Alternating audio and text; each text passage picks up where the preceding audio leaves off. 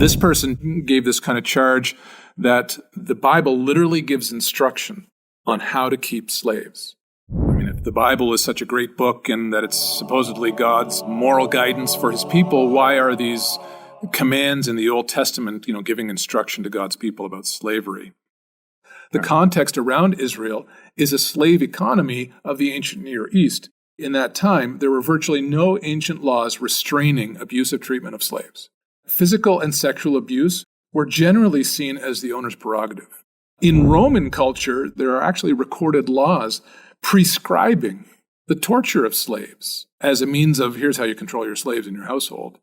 So that's the reality, that's the surrounding culture in the ancient Near East.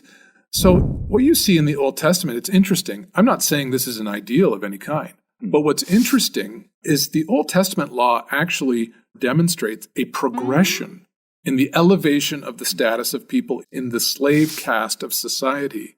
First of all, where now significant limitations are placed on masters to kind of temper mistreatment, if not eliminate it all completely. The second thing is that slaves are actually now given generous numbers of days off during the week. And even elevating slaves within Israel to participate in corporate worship.